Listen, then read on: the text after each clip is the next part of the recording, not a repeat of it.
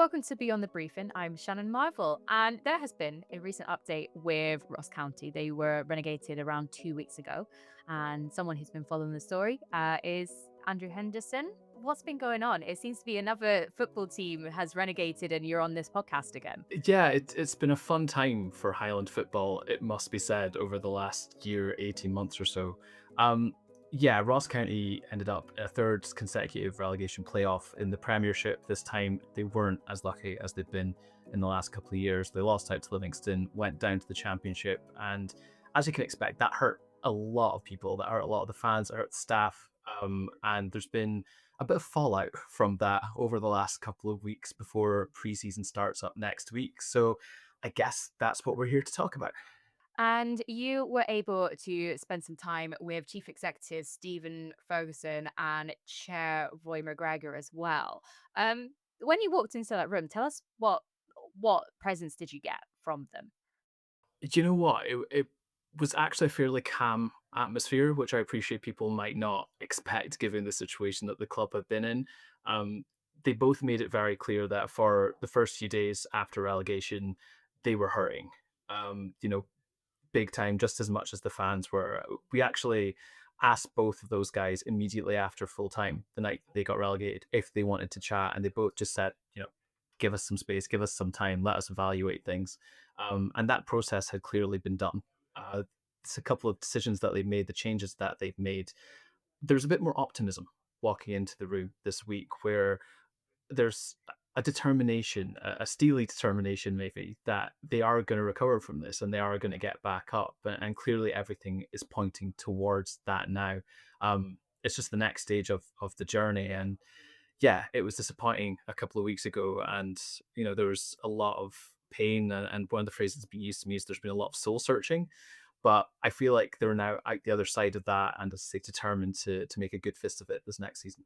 And listening back to the conversation, they do seem very confident. And I think in 2 weeks to set out a year or 2 year plan is pretty incredible in a way. I don't think I've heard anyone sort of 2 week plan about how a football team is going to progress from the championships and improve from there as well. What do you think of that? It's a statement, isn't it? Like the way that they've been approaching it, and that mirrors what they've been doing in these last couple of weeks with the changes they made to the coaching staff, letting go of a couple of the coaches, bringing in John Robertson as Don Cowie's new assistant, the signings that they made, everything is clearly geared towards getting back up.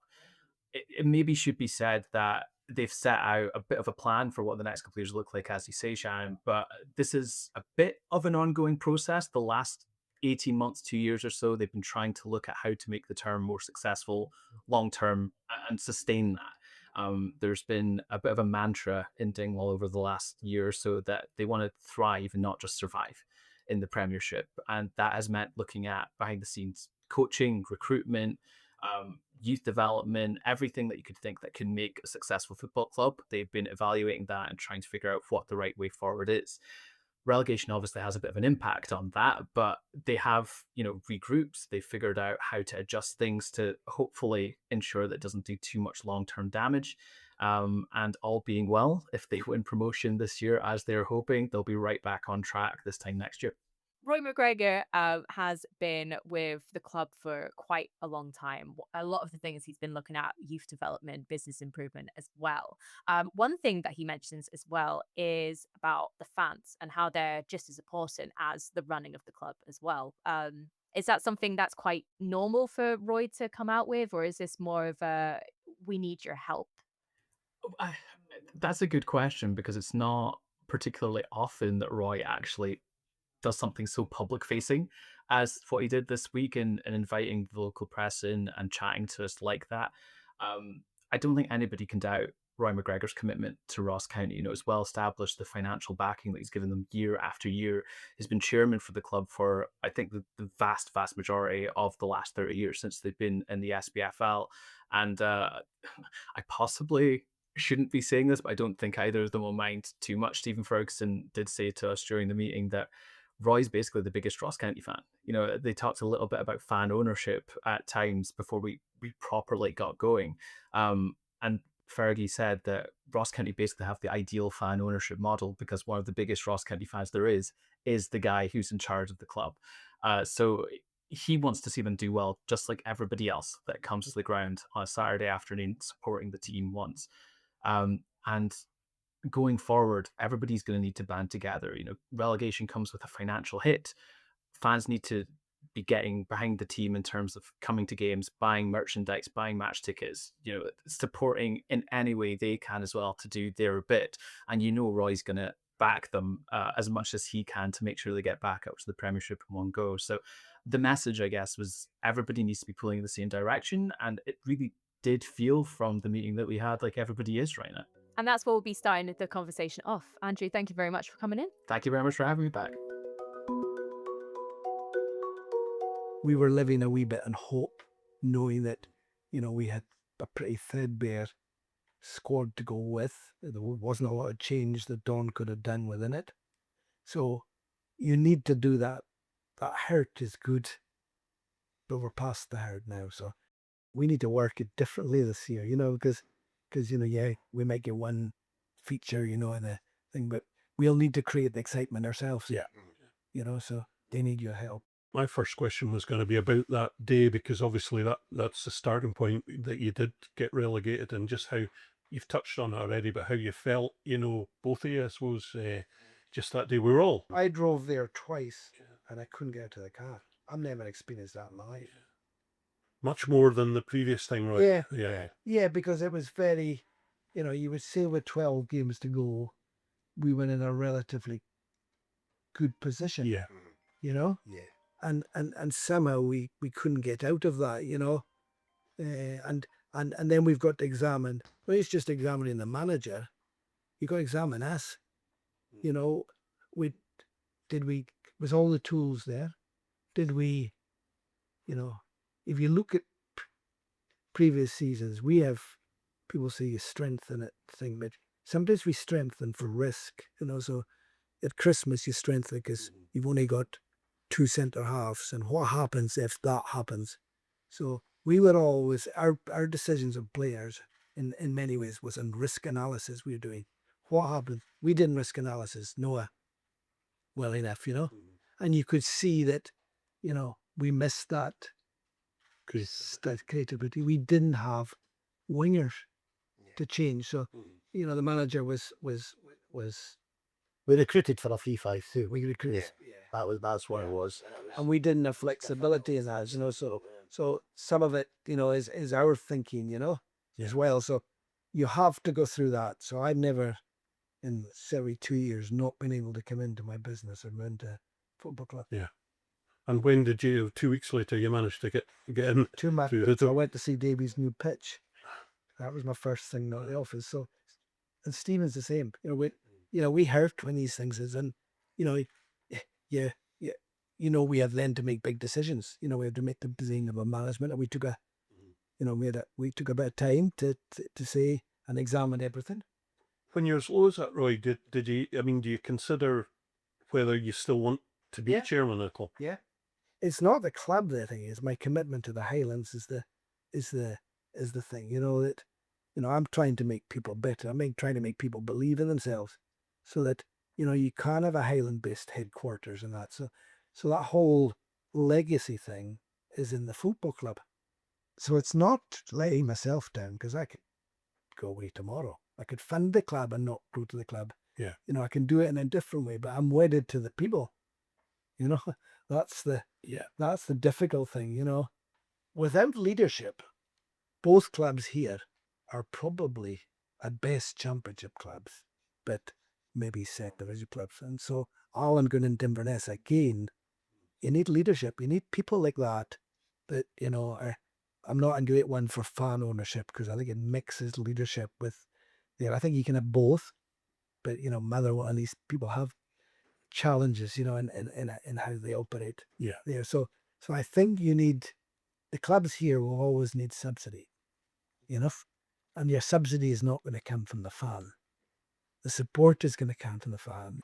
The subsidy needs to come from people that believe in what they're doing and are giving something back. I don't want to dominate, but I was just going to ask the next question. obviously in that period where you were grieving, It was like a death. Don Cowie, the question every supporter would have been wondering is Don going to be the manager next year? How tough a decision was that, and what was the process you went through to get to the conclusion? People would say that I've heard that I'm a bit of a hotshot man. I go early. I do go early because my head is 2 years ahead of my body. So in making opportunities in business, I see them early. So I see the football club in the same way. And although I'm a fan at heart, I also, my business has bought 92 businesses here now. So I'm used to, that's my way of life of doing it. So for me, it's easy. Steve, you go, Steve, because this is better for you. And we need, this goes back to be a wee bit true to ourselves. So we've tried to breed our own. So Steve, as you know, was player, community, youth, academy manager. Yeah. Neil Coop's assistant. Coach assistant, coaching assistant. He's done that. It didn't quite work in the same way with Kate's. Again, we would have wished the same, but sometimes in life these things happen. You don't fall out. I mean, we were in great. So that continuity. And Don was a 9-year-old that came into the academy. Did we equip him with everything he needed? Don in the football terms has just got his license, a pro license. He's been working in here. We have a people business in here that makes people better. He was being coached in here in people for a year before he got the job. Yeah. Did we do enough?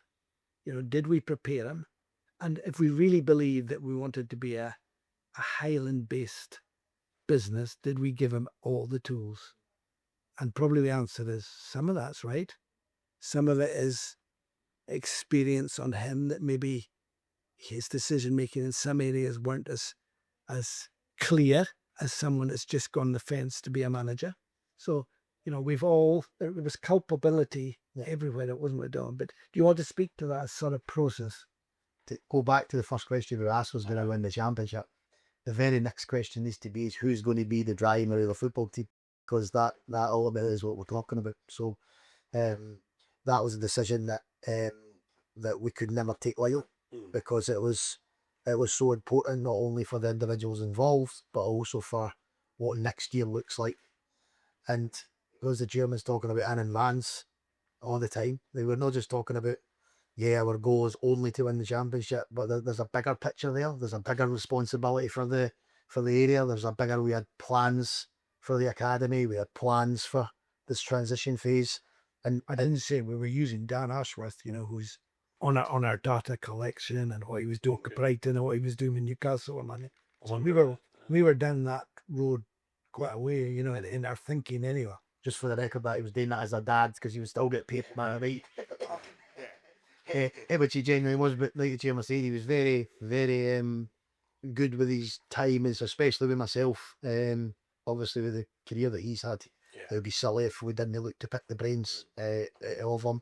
So we had there's a lot of plans. As I said, you're working alongside the chairman. It isn't. There's immediate focus, but there's always a direction to travel, and there's always a way to go. And we genuinely felt, after we had discussed it was 72 hours of no actually making any decisions. It was 72 hours and I mean this in the nicest possible way. The chairman's the best way is relentless. So it doesn't stop. So it could be 7 o'clock in the morning, it could be 10 o'clock at night. But if there's something to be said and there's something to be thought about for the next day, then we had it. So it was a full 72 hours. There wasn't a stone left turned, I've said it already. There was real soul searching, and we started to looking at ourselves. So the chairman was looking at him and what he does in his position and the business. I was the first person to always look at myself. And then there's decisions to be made. So the most important thing was, what is it we want to do? And it was win the league. The next just as important was, who's going to drive the football bus? And we believed that we believed in Don to give him the job. We believed in, I signed Don as a player, and it was always part of chairman being 5 years ahead, was me that Don would cut his teeth in coaching. We would put him through his pro licence. the chairman put him on we're working with his people and culture team who's doing the MBA on people and culture, the leadership bit. And so we had felt that that Don was the right man to drive the bus, but because the soul searching we did, we come to the conclusion that he was the man to drive the bus, but there still needed to be change because we had fell short of what our target was the following season. So that it was that bit, and it makes me laugh when I was asked the same question about fan owners, different side of ownership models, and I don't think, and you'll know what he writes, I don't think the chairman gets the credit for what he's done, not only for our club, but he doesn't he doesn't tell people what he actually does for the area. And once we had focused what we wanted for the team, alongside that, running parallel to that was actually the area and in the community. So it was a real, we knew it was going to be a huge hit, but he's still very, very clear in what he felt his club stood for and what he stood for. So it always makes me laughing talking about different ownership models and fan ownership. And we think we've got the best fan ownership model in the world, because we've got the biggest Ross County fan as the chairman of our club. And so it's the bit where everybody knows the way that the chairman works, and but that doesn't mean that's not a coincidence. That the success that Ross County have had for 30 years isn't it because we've got lucky. No, it comes. You'll find if I'm saying it, but it comes from that bit. So people that are working for the chairman, under the chairman, have then. That's the way that it needs to be done at Ross County. So the stuff that we were speaking about was heavy. It was in depth. It was tricky. It wasn't easy. But it was always what's best for the football club, what's best for the area, what's going to make us win the championship next season. So we got it after 72 hours. We then started to make chaos of everything that we were this as it started to be a little bit more streamlined, but it was still probably further 4 days to take us to the end of the week before we actually spoke to Don, and informed Don that we believed he was the guy that could go and win the championship. We believed in a lot of things that we've seen since he's been the manager, and we believed a lot of the journey the building blocks that we had put in place. And so we just felt that what was going to give us the best chance to achieve on the pitch and off the pitch was for Don to continue to drive the bus. But then the bit that goes hand in hand with that is that if you continue to do the same, what's the big insanity thing? So we realised that there does need to be change, but we didn't believe, and we come to the conclusion that there needed to be change, but it didn't need to be the manager. We were 45 minutes away, 50 minutes away from doing what we'd done the 2 previous seasons, which would have been surviving the playoff. But I think after the hurt, after the pain, after the anger, all the emotions under the sun, that was when we looked at ourselves and go, well, that could have been the year before, and it could have been the year before that. So it is time to have a proper look at how we're doing things and address the things that have maybe been frustrating us, address the things that maybe we've just been accepting. And I'm there every day, and sometimes you accept stuff that isn't quite where you want it to be, and we had to be very clear in what was important throughout the club and make sure that we then put something in place to give everybody the chance to be successful in what that is. And the 2 assistants that lost their job didn't do anything wrong, guys. But we felt there wasn't enough experience when the going goes singing. You can imagine Joe's brother was taken as an analyst, but when things started going wrong, he became a coach. So, that wasn't quite right. And I think sometimes, we just felt that when the going gets tough, we didn't have enough experience. John Robertson, obviously, has come in, and there was good reasons for that, obviously. We had a short list of 3.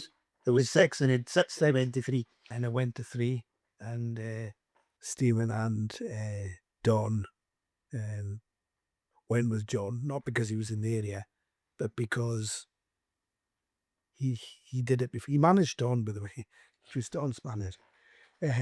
But, we felt he was in the area. He was 60-year-old. He was not going to get another manager's job, but his enthusiasm was still okay at 60. He was probably looking for a football director's job, which we didn't have.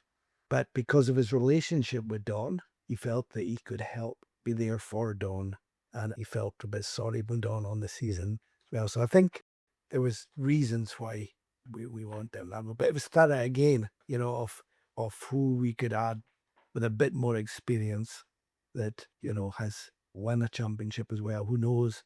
I mean, the optics of it, John, coming in, Yeah. people outside will say, was he thrust upon Don? But obviously, No. Don was very much part of that. Don was part of the Crows, and Yeah. we started with the three of us put 6 names up there, and then we said, give us 1 to 6 of how you want it, and then we got into 3, and then we went into the characteristics of each. It was Don's decision. That was the bit that when we had decided during that 7 days that we were going to be making a change to the backroom staff.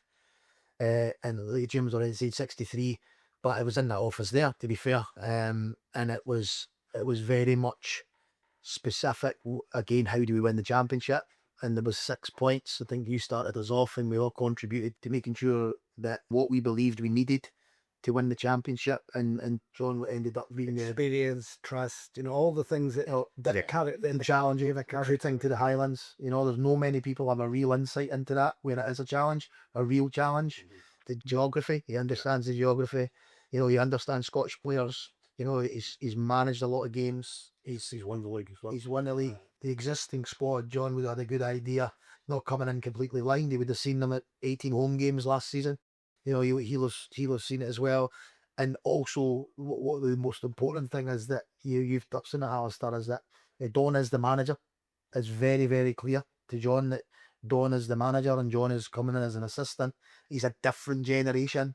Rob will have a different opinion on sports science. But one of the most important things was that we needed a different sort of character. Not just that one, not just one character. We talk about the players that we brought in. Now everybody will talk about them on the pitch. One of the most important things for me in the recruitment of our top 3 was their character. It was it was actually how they are as people and how they conduct themselves off the pitch that was really, really important. So that again was all stemmed from the 7 days of chaos of what it is we need to do.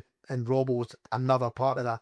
The 3 signings were a part of that, and there'll be more that will follow on that will all be towards we're using the word blueprint a bit. We're quite logical. I think that's what we're saying. Yeah. It's not. We're not emotional. This is logical. You don't always get it right. The thinking behind it was very up. We were emotional for 7 days, and then the logic came back at the end. So there was that. There was a more course there was the ocean, but You used the phrase a lot earlier. You have to get back up Yeah. this next season, just as context, if nothing else. What happens if you don't?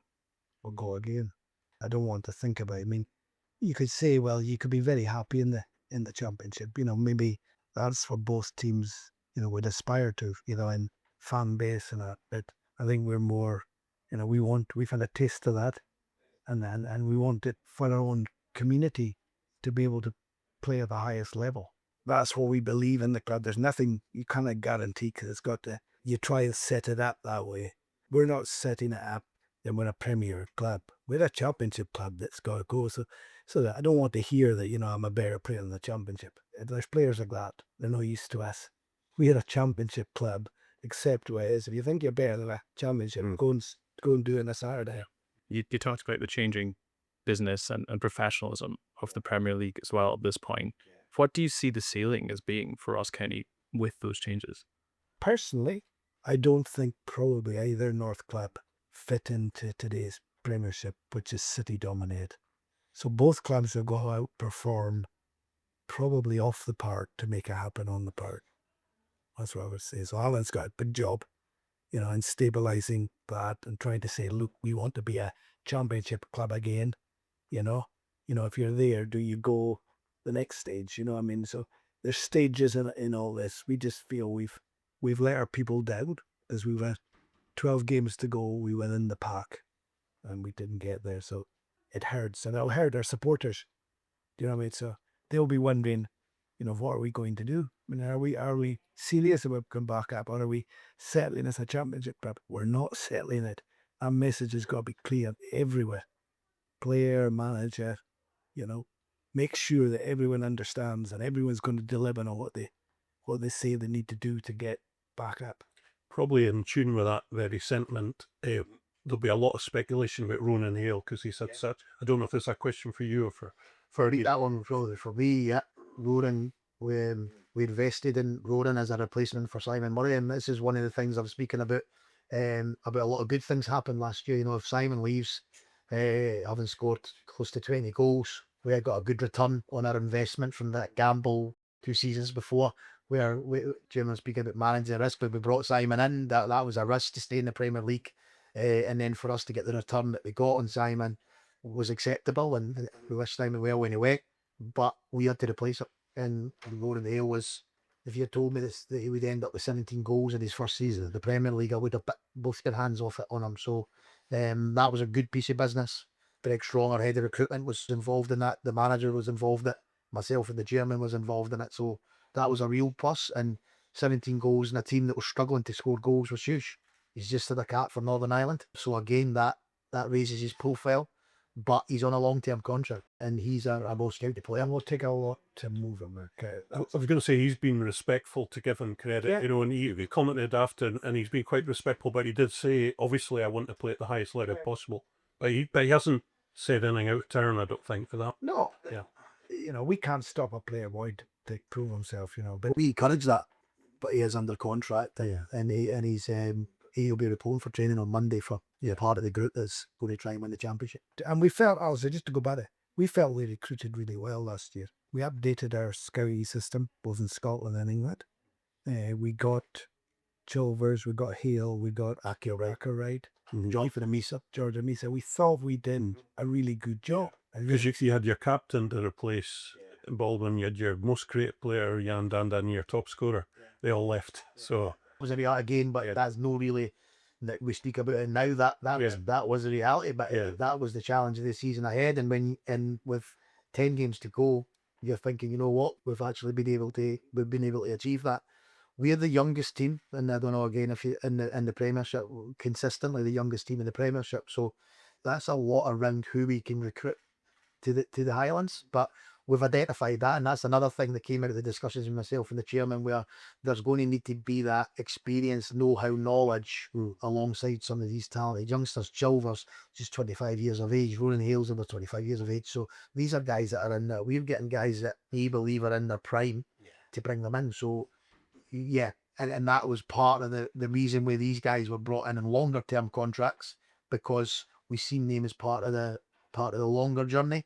The long journey is still there, but there's also been another road added, which is this 1 year bit where we've just fully focused on in the league. So there will be interest. I wouldn't be surprised that there's interest in more of our players, but the way that we do our business is that the players are under contract with us, and we look after our players. That's one thing we do, and we'll give the players an opportunity to perform this art.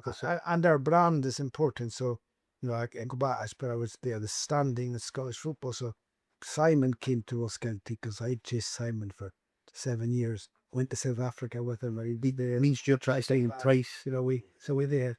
Ross, I should have signed him last year before he went to Dundee United. I missed him by about 5 minutes. So there was personal relationship and personal brand. So the players have felt comfortable coming as well. Yeah. You know, and that you have to do that bit because they're moving to the Highlands, you know. So that brand bit that we talk about is pretty important, how they're looked after when they get here. I think the credibility of the football club is on show here, because the 3 players that we've signed, it's common knowledge that there was Premier League clubs wanting to sign all 3 of them. So the credibility bit is in our story of that we believe that we're going to go and win the championship this season. Do you want to be part of it? And that's how the discussions have went. You know, it's not been around anything other than the fact they actually having a really, really clear blueprint to say this is what we want to do, and we think we'll have a better chance of doing it if we view the team. So, and that's where I think 30 years of treating people the way we've treated them, doing things the way we've done it, allows us to then go and take Docherty, go and take Gallagher, go and take guys even when we drop to the championship.